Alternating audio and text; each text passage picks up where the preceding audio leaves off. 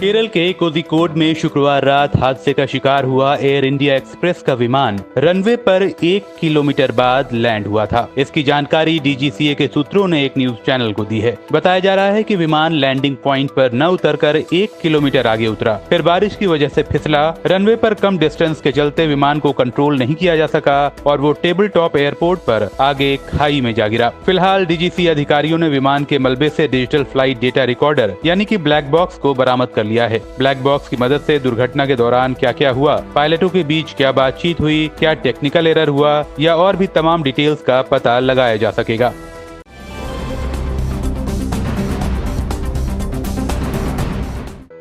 केरल के कोझिकोड एयरपोर्ट पर हुए हादसे में अब तक दोनों पायलट समेत 18 लोगों की मौत हो चुकी है।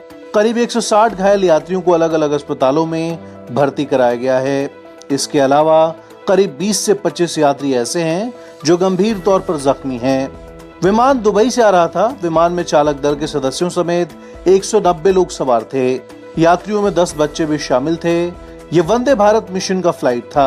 भारी बारिश के कारण रनवे पर उतरने के बाद विमान फिसल गया और घाटी में गिर गया। इसके बाद विमान के 2 टुकड़े हो गए। एयर इंडिया की ओर से कहा गया कि विमान में सवार 4 क्रू मेंबर्स सुरक्षित हैं। इसके साथ ही जीसीएम ने इस घटना की विस्तृत जांच के आदेश दिए हैं।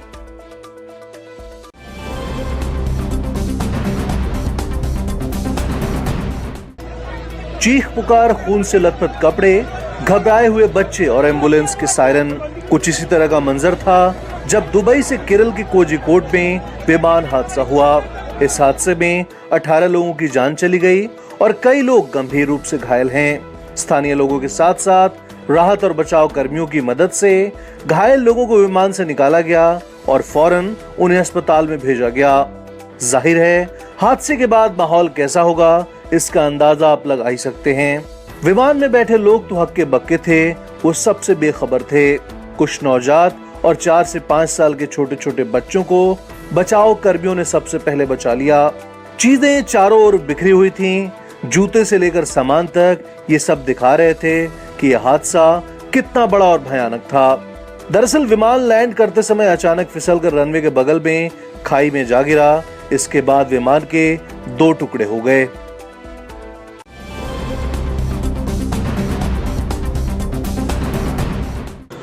कोझिकोड में हुए विमान हादसे के बारे में हर कोई जानना चाहता है कि ऐसा क्या हुआ कि इतना बड़ा हादसा हो गया।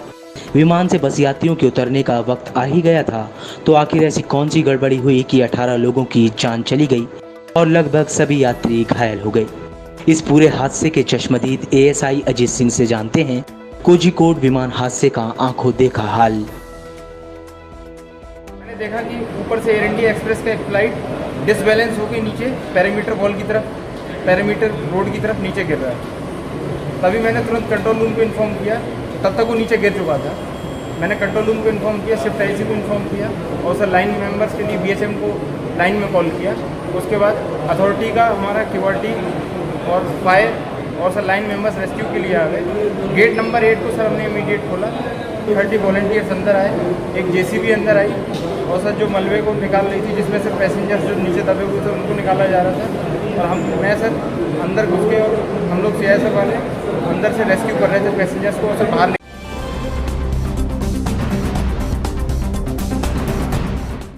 केरल में कोझिकोड विमान हादसे ने पूरे देश को हिलाकर रख दिया है। हादसे में मरने वालों की संख्या बढ़ रही है। करीब 25 यात्री जो गंभीर रूप से घायल हैं, उनका अलग अलग अस्पतालों में इलाज चल रहा है। इस बीच सिविल एविएशन मिनिस्ट्री ने एयरक्राफ्ट एक्सीडेंट इन्वेस्टिगेशन ब्यूरो को इसकी जांच के आदेश दिए हैं। आइए जानते हैं एक ही जगह पर हादसे की इनसाइड स्टोरी। कोझिकोड में शुक्रवार शाम तेज बारिश हो रही थी। रनवे नंबर 10 पर पानी जमा था। Visibility 2000 metre. विमान के पायलट को खतरे का अंदेशा हुआ। 2 बार लैंडिंग टाल भी दी गई। तीसरी कोशिश में लैंडिंग हुई। विमान रनवे से आगे निकला, 35 फीट गहरी खाई में गिरा।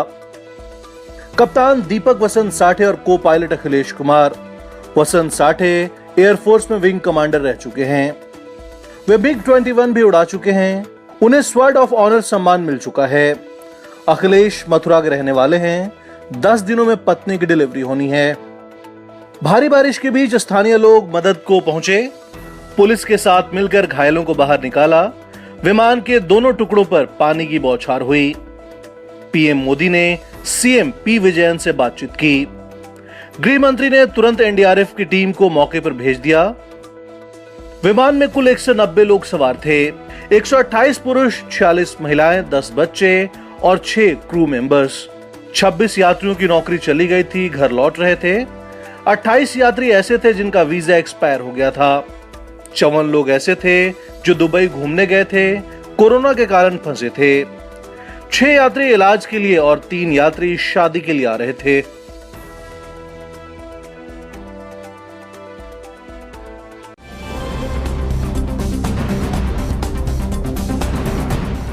केरल में हुए विमान हादसे के बाद शनिवार को रांची एयरपोर्ट पर एक और विमान हादसा होते होते टल गया। खबर है कि रांची से मुंबई जा रही एयर एशिया की फ्लाइट टेक ऑफ के दौरान पक्षी से टकरा गई। इस घटना के तुरंत बाद पायलट ने इमरजेंसी ब्रेक लगाकर विमान को रोका। इस दौरान प्लेन के इंजन से चिंगारी निकलने की भी खबर है। सभी यात्री सुरक्षित बताए जा रहे हैं।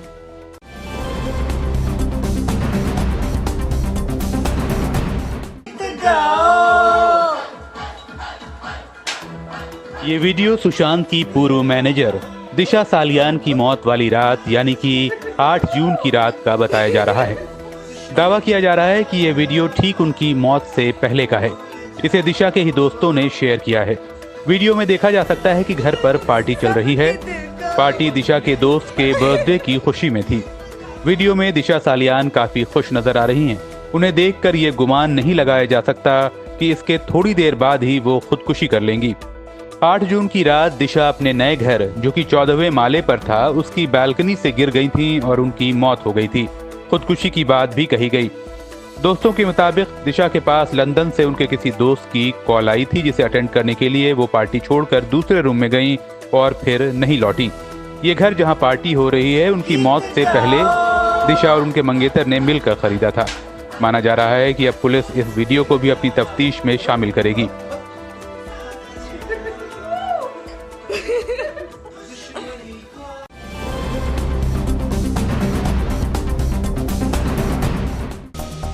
सुशांत सिंह राजपूत की मौत के मामले में शनिवार को महाराष्ट्र सरकार ने सुप्रीम कोर्ट में जवाब दाखिल कर कई आरोप लगाए। महाराष्ट्र सरकार ने सीबीआई जांच का विरोध करते हुए सील बंद लिफाफे में जांच की प्रोग्रेस रिपोर्ट टॉप कोर्ट में दाखिल की। महाराष्ट्र सरकार ने कहा कि बिहार सरकार ने इस केस में नियमों को तोड़ा है। बिहार सरकार के पास सिर्फ 0 एफआईआर दर्ज करवाने का हक था, लेकिन उसने गैर कानूनी तरीके से एफआईआर दर्ज कर जांच शुरू कर दी। महाराष्ट्र सरकार ने कहा कि जब जांच ही गैर कानूनी है तो बिहार सरकार आखिर कैसे सीबीआई जांच की अनुशंसा कर सकती है। तो वहीं केंद्र सरकार को लेकर कहा गया है कि बिहार सरकार की अनाधिकृत सिफारिश को मानकर केंद्र ने सेंटर स्टेट संबंधों के संवैधानिक मर्यादा के खिलाफ काम किया है।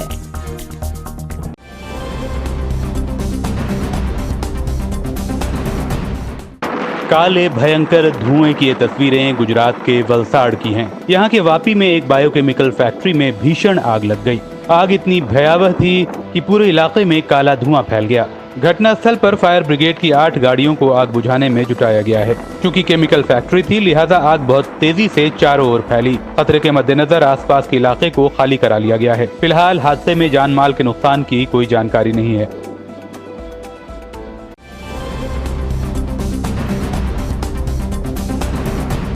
केरल के इडुक्की में हुए भूस्खलन में मरने वालों की संख्या बढ़कर 21 हो गई है। शनिवार को 3 और लोगों के शव बरामद हुए हैं, जबकि अभी भी 50 से अधिक लापता लोगों की तलाश बड़े पैमाने पर की जा रही है। प्रशासन के मुताबिक 12 से अधिक लोगों को बचाया गया है, जिनका इडुक्की, कोट्टायम और एर्नाकुलम जिलों के अस्पतालों में इलाज चल रहा है। बता दें, गुरुवार रात मुन्नार के लोकप्रिय पर्यटन स्थल से लगभग 30 किलोमीटर की दूरी पर यह हादसा उस समय हुआ जब स्टेट हाउस की 4 लाइनों पर बड़े बड़े पत्थर गिर गए।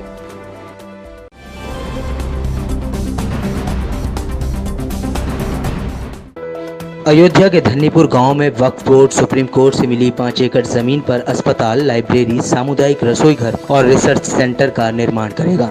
Indo Islamic cultural foundation trust के सचिव अहतर हुसैन ने इसकी जानकारी दी। हुसैन ने कहा कि जनता को सहूलियत देने के लिए जन सुविधाओं के निर्माण का फैसला लिया गया। उन्होंने ये भी कहा कि हम प्रदेश के सीएम योगी आदित्यनाथ को भी इसके शिलान्यास में आमंत्रित करेंगे। अतहर हुसैन ने उम्मीद जताई कि राज्य के मुख्यमंत्री इन जन सुविधाओं के निर्माण में पूरा सहयोग करेंगे। गौरतलब है कि बुधवार को एक टीवी इंटरव्यू के दौरान यूपी के मुख्यमंत्री योगी आदित्यनाथ ने कहा था कि एक योगी और हिंदू होने के नाते वे अयोध्या में मस्जिद के शिलान्यास समारोह में नहीं जाएंगे।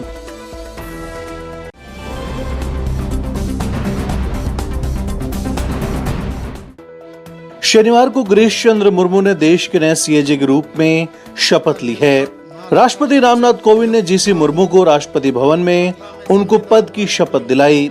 मुर्मू ने बुधवार को केंद्र शासित प्रदेश जम्मू कश्मीर के उपराज्यपाल के पद से अपना इस्तीफा दे दिया था, जिसे राष्ट्रपति ने स्वीकार कर लिया। इसके बाद उन्हें भारत का नियंत्रक एवं महालेखा परीक्षक यानी सीएजी नियुक्त किया गया। उन्होंने राजू महर्षि की जगह ली है, जो इसी हफ्ते रिटायर हुए हैं। मुर्मू को प्रशासनिक सेवा का अच्छा खासा अनुभव है, जिस वजह से उन्हें ये जिम्मेदारी सौंपी गई है। मुर्मू को 31 अक्टूबर 2019 को जम्मू कश्मीर के पहले उपराज्यपाल के तौर पर नियुक्त किया गया था।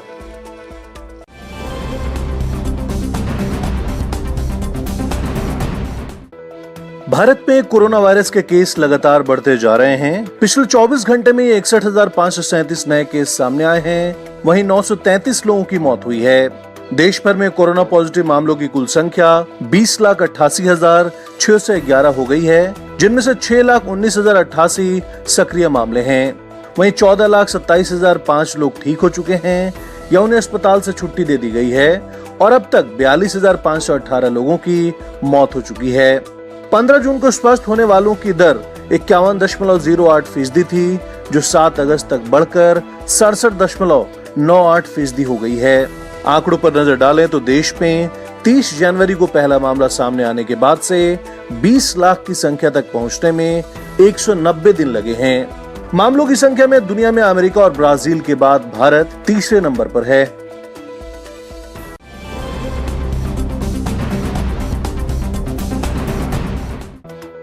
पुणे की सीरम इंस्टीट्यूट ऑफ इंडिया ने कोरोना वैक्सीन को लेकर गावी और bill and Melinda Gates foundation के साथ गठजोड़ किया है। इस साझेदारी की बदौलत सीरम इंस्टीट्यूट गरीब और मध्यम आय वर्ग वाले देशों में 10 करोड़ कोरोना वैक्सीन की खुराक उपलब्ध कराएगा। इसमें एक खुराक की कीमत महज $3 यानी 225 रुपए होगी। कंपनी के मुताबिक ये वैक्सीन अगले साल जून तक सभी जरूरतमंद देशों को मुहैया करा दी जाएगी। सीरम इंस्टीट्यूट एस्ट्राजेनेका और नोवावैक्स के साथ मिलकर वैक्सीन बना रहा है। इन दोनों कंपनियों के वैक्सीन अभी ट्रायल से गुजर रहे हैं। समझौते के मुताबिक bill and Melinda Gates foundation ने इस प्रोजेक्ट को $15 करोड़ की सहायता दी है।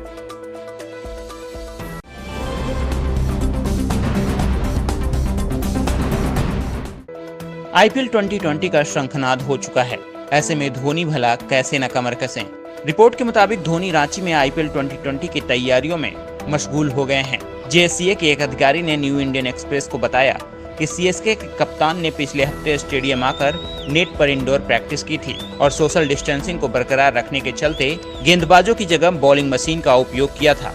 उन्होंने ये भी बताया कि ये प्रैक्टिस पिछले हफ्ते के वीकेंड पर हुई थी। हालांकि उसके बाद धोनी प्रैक्टिस के लिए नहीं आए और फिर कब आएंगे इस बारे में भी नहीं मालूम। खैर, एक बात तो साफ है, धोनी ने आईपीएल प्रैक्टिस शुरू कर दी है और साथ ही एक और खिताबी जीत के सपने को पंख देना भी।